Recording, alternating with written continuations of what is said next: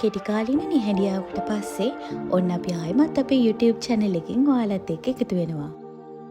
ටස්මේනියාව කියන්නේ අපි දෙන්නම travel කරන්න හරි මාස තැනක්. ඉතින් මේ වීඩියෝ එක අපි ටස්මේනියාවේ ගත කරපු හරි අපූර්ව දවස් 5ක් ගැනයි.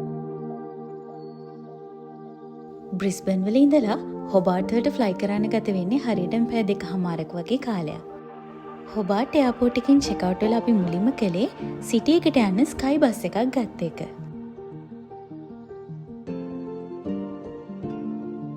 අපි හොබාර්ට් වල ඉන්න දවස් කීපය ඩබල් ට්‍රී බයි හිල්ටන් හොටෙල් එකේ ඉන්න තීරණය කරා. සාමාන්‍යයෙන් අපි travel කරද්දී හැම බුකින් එකක්ම කරන්නේ booking.com එක හරහා. අපි හොටෙල් එකට චෙකින් වෙනකොට වෙලාව හවස 4:00 වගේ වුණ නිසා අපි හිතුවා හෙට දවසේ සිටි එක එක්ස්ප්ලෝර් කරන්න ඕනි කියලා.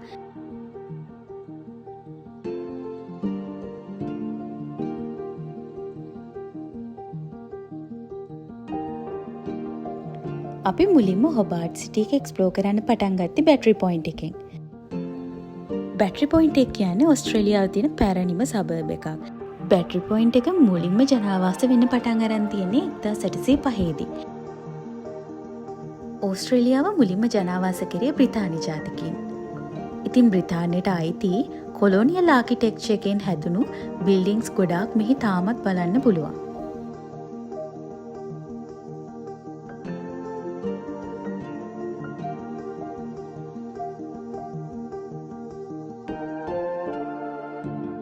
බැටරි පොයින්ට් හිස්ටොරික් විලේජ් එක කියන්නේ අපි දෙන්නගේ බකට් ලිස්ට් එකේ උඩින්ම තිබුණු තැන.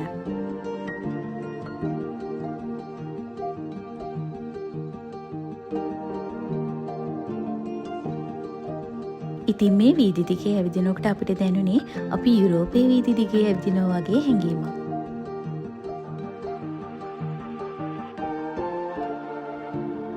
මේ තියෙන්නේ ද නරීනා කියන මියුසියම් එක. මේ ගොඩනැගිල්ල 1800 ගණන් වල බැටරි පොයින්ට් වල ජීවත් වුණු මර්චන්ට් කෙනෙක්ගේ කොටේජ් එකක් විදියටයි සැලකෙන්නේ. ඔයාලා අඟහරුවාද දවසක ආවොත් මේ ගොඩනැගිල්ල ඇතුළටම ගිහිල්ලා ඒ කෞතුකාගාරය බලන්නත් පුළුවන්.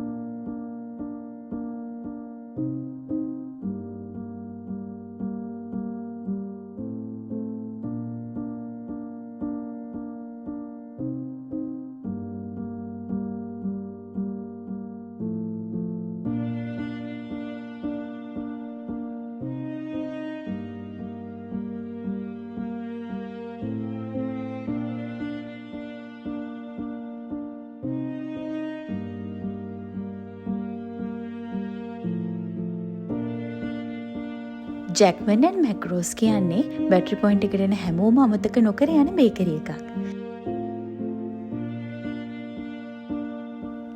හොබාර්ට් වල තියෙන highly rated bakeries වලින් එකක් තමයි මේ ජැක්මන් ඇන්ඩ් මැක්රෝස් කියන්නේ. ඒකට එක හේතුවක් තමයි මේ බේකරි එක පිහිටලා තියෙන හෙරිටේජ් ලිස්ටඩ් බිල්ඩින් එක. අනිත් හේතුව තමයි මේ බේකරි එකේ කෑම හරිම රසයි.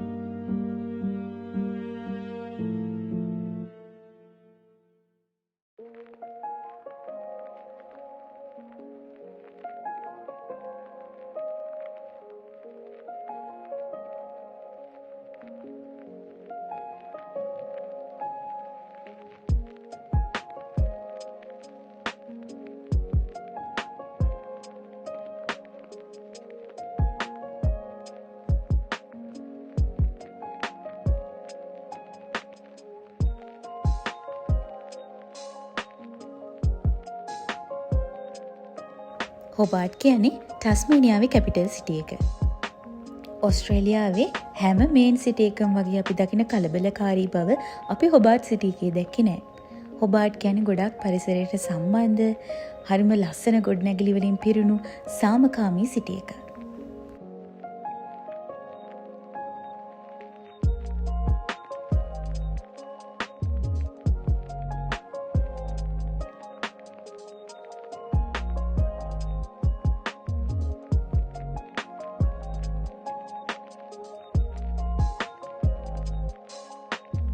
මේ තියෙන්නේ සැලමංක මාකට් එක.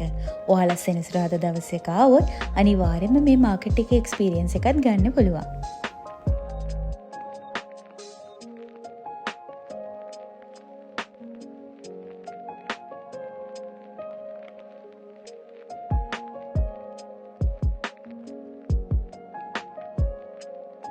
අපි මේ පහු කරගෙන යන්නේ හොබාට් පෝට් එක. ඉතින් ඔයාලා ෆෙරි ටුවර්ස් යන්න කැමති නම් අනිවාර්යෙන්ම එන්න ඕනි මෙතෙන්ට.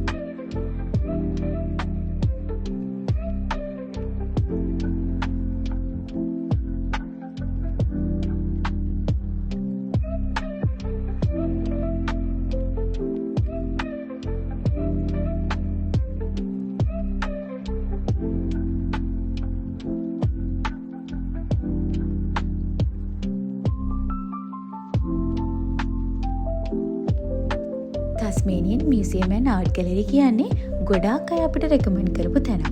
ඉතින් අපි හිතුවා ඒ එක්ස්පීරියන්ස් එකත් ගන්න ඕනි කියලා.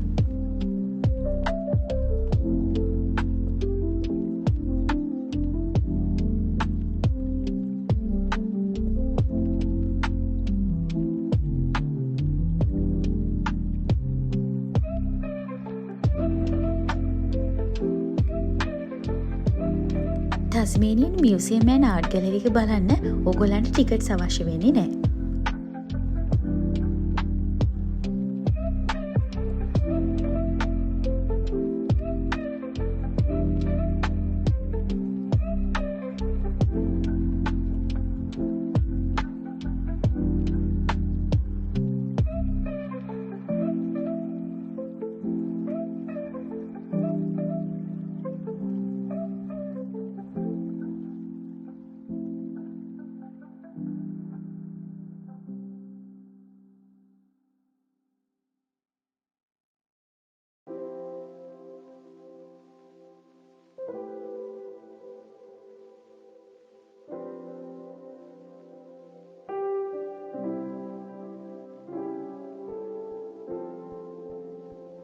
ටස්මේනියන් මියුසියම් එකේ මේ කොටස විශේෂයෙන්ම වෙන් කරලා තියෙන්නේ බ්‍රිතාන්‍යයන් විසින් ඔස්ට්‍රේලියාව ජනාවාස කරන්න කලින් හිටපු මුල් පුරවැසියන් වෙනුවෙන්. ඉතින් ඒගොල්ලෝ ජීවත් වෙච්ච විදිහ, ඒගොල්ලන්ගේ ජීවන රටාව, ආහාර, ඇඳුම් පැළඳුම්, ඒ හැම දෙයක් ගැනම ගොඩාක් විස්තර මේ කොටසින් දැනගන්න පුළුවන්.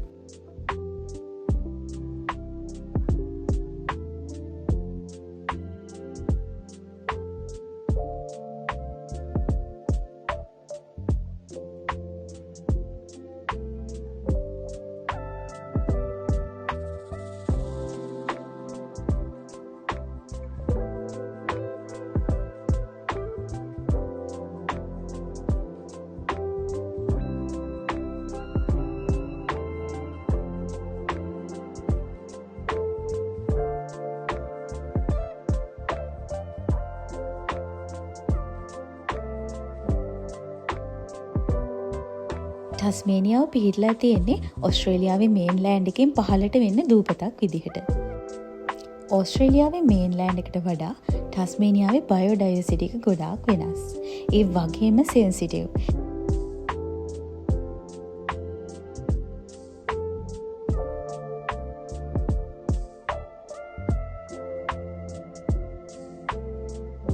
ටස්මේනියාව ඇන්ටාටික් කලාපයට සමීපයෙන් පිහිටලා තියෙන නිසා ඇන්ටාටිකානු කලාපයේ ජීවත් වෙන සමහර ජීවීන් ටස්මේනියාවෙත් ජීවත් වෙනවා.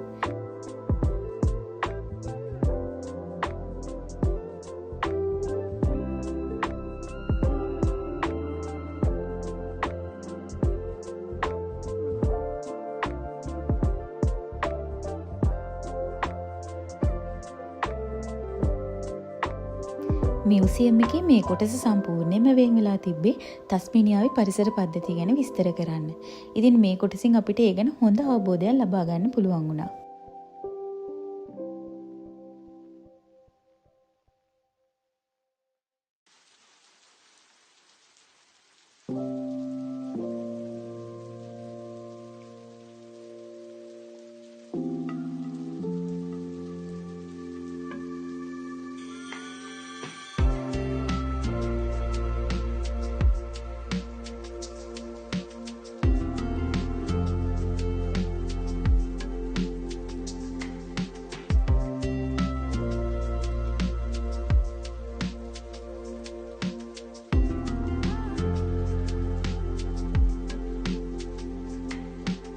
අද අපි ටස්මේනියාව ගෙවෙන 3 වෙනි දවස. ඉතින් පහුගිය දවස් ටිකම සිටි එක එක්ස්ප්ලෝර් කරපු නිසා අපි අද හිතුවා සිටි එකෙන් ඈතට යන්න තියෙන ලස්සන තැන් ටිකක් එක්ස්ප්ලෝර් කරන්න ඕනි කියලා.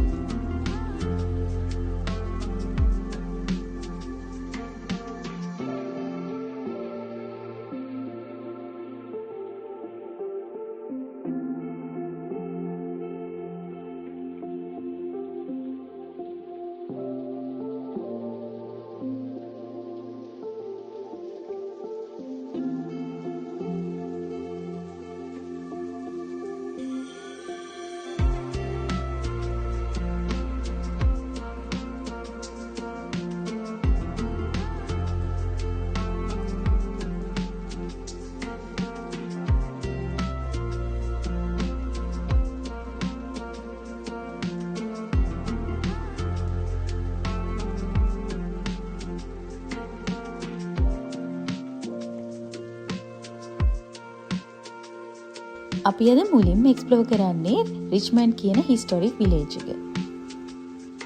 මේ සබර්බ් එකත් මුලින්ම ජනාවාස වෙන්න පටන් අරන් තියෙන 1800 ගණන් වල. ඉතින් ඕස්ට්‍රේලියාවේ තියෙන පැරණිම සබර්බ්ස් වලින් කිහිපයකට අයිති වෙනවා මෙන්න මේ රිච්මන්ඩ් සබර්බ් එක.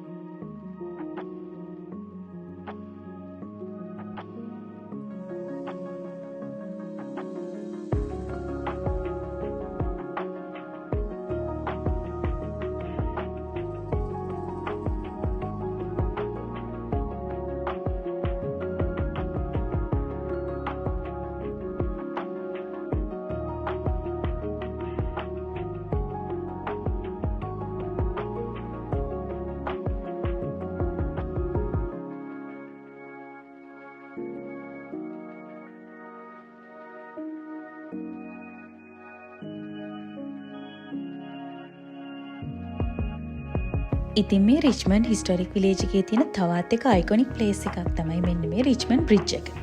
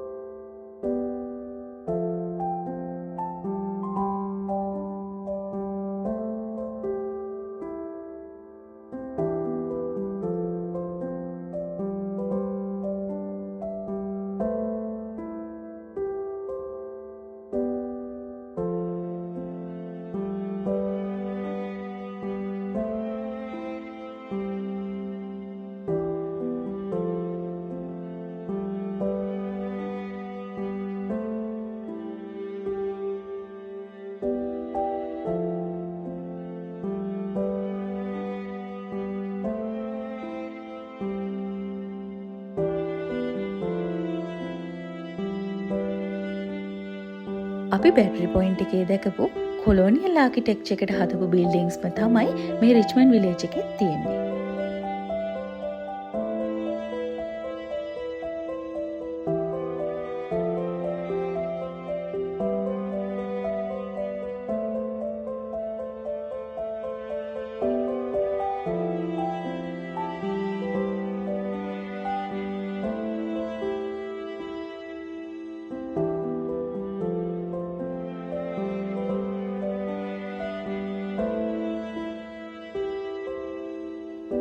අපි දැන් ඉන්නේ පෝට් ආතර් හිස්ටොරික් සයිට් එකේ. ඕස්ට්‍රේලියාවේ ඉතිහාසය ගැන උනන්දු කෙනෙක් අනිවාර්යයෙන්ම එන්න ඕනේ තැනක් තමයි මෙතන. පෝට් ආතර් හරියටම එක්ස්ප්ලෝර් කරන්න අපිට දවසක් වගේ ගත වෙනවා. පෝට් ආතර් හිස්ටොරික් සයිට් එක එක්ස්ප්ලෝර් කරන්න කලින් අපි මුලින්ම කළේ ටිකට් ගත් එක.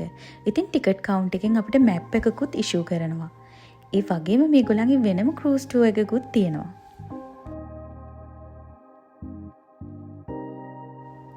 පෝට් ආතර් කියන්නේ ඕස්ට්‍රේලියාවේ මුල්ම ජනාවාස වලින් එකක්. බ්‍රිතාන්‍ය ජාතිකයින් විසින් ඕස්ට්‍රේලියාව ජනාවාස කිරීමේ ක්‍රමයක් විදිහට බ්‍රිතාන්‍යයේ හිටපු සුළු වැරදි කරපු වැරදිකාරයින්, කැරලිකාරීන් වගේ අය මෙන්න මේ පෝට් ආතර් වලට ගෙනල්ලා තියෙනවා.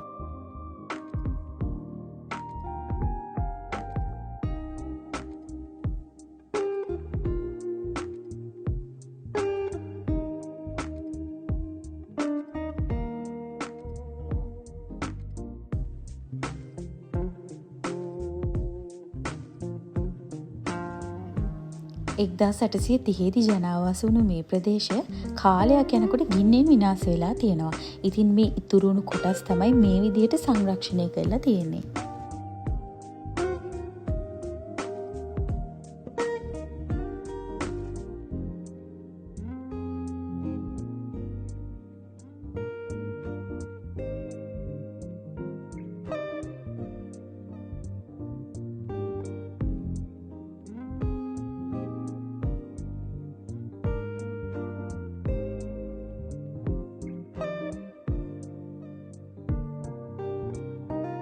වර්තමානය වෙනකොට පෝට් ආතර් කියන්නේ වර්ල්ඩ් හෙරිටේජ් ලිස්ටඩ් සයිට් එකක්.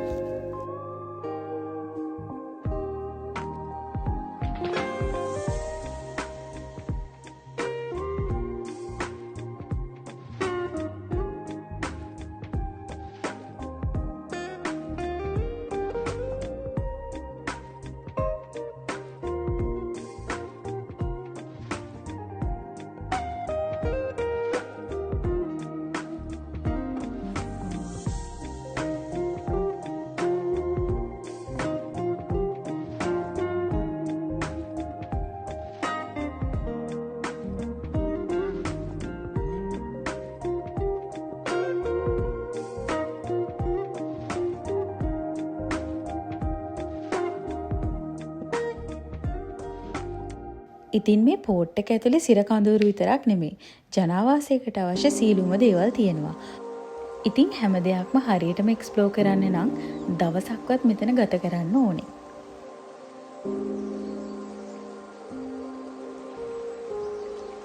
පෝට් ආතර් හිස්ටොරික් සයිට් එක ගැන තවත් ගොඩක් විස්තර අපි මේ වීඩියෝ එකේ පහලින් සඳහන් කරන්නම්.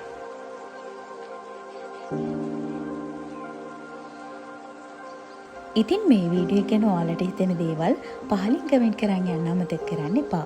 ඔයාලගේ වටිනා අදහස් අපිට ගොඩාක් වටිනවා.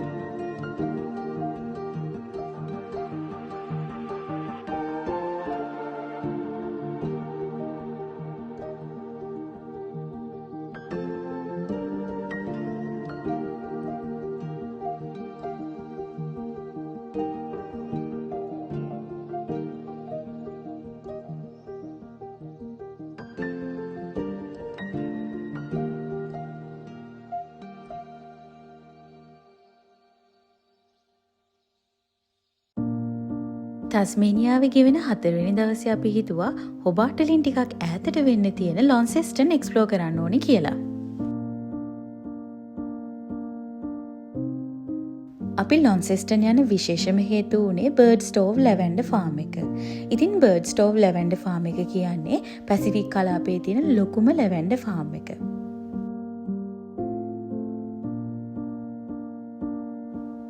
අවාසනාවකට වාගේ අපි ගිය පෙබරවාරි මාසෙ වෙනකොට මේගොල්ලෝ ලැවෙන්ඩර් මල් ඔක්කොම කප්පාදු කරලා තිබුණා. බර්ඩ් ස්ටෝව් ලැවෙන්ඩර් ෆාම් එකේ වෙබ්සයිට් එකේ ඒගොල්ලන්ගේ මල් පිපෙන කාලය ගැන හරි විස්තරයක් නැහැ. ඉතින් අපි හොයලා බලද්දී අපිට දැනගන්න ලැබුණා දෙසැම්බර් සහ ජනවාරි කාලය අතරතුර තමයි මල් පිපෙන්නේ කියලා.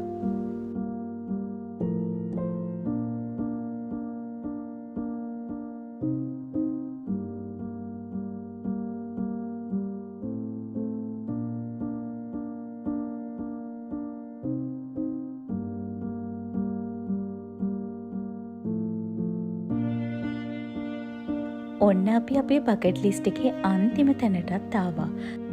කාලෙක ඉඳලා අපි දෙන්නගේ ලොකු ආසාවක් තිබුණා වයින් යාඩ් එකකට ගිහිල්ලා වයින් ටේස්ට් කරන්න. ඉතින් අපි ඒකට තෝරගත්තේ ලොන්සෙස්ටන් වල තියෙන ෆේමස්ම වයින් යාඩ් එකක්. ලොන්සෙස්ටන් එන හැම කෙනෙක්ම අනිවාර්යයෙන්ම එන්න ඕනේ තැනක් තමයි මෙතන.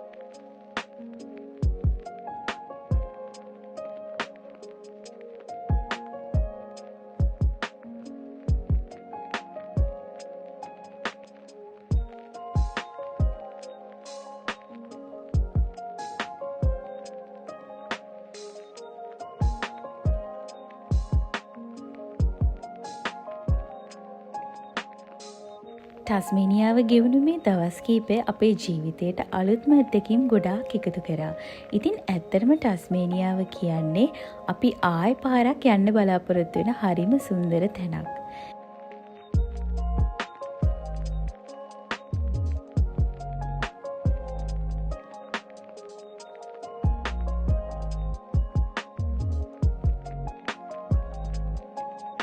ටස්මේනියාවේ තව අපි නොදුටු නොබලපු තැන් ගොඩාක් තියෙනවා. ඉතින් මේ හැම තැනක්ම ආයෙ පාරක් එක්ස්ප්ලෝර් කරන්න හිතන ගමන් මේ වීඩියෝ එකකින් අපි ඔයාලගෙන් සමුගන්නම්. එහෙනම් ආයෙත් හම්බ වෙනකන් ගිහින් එන්නම්.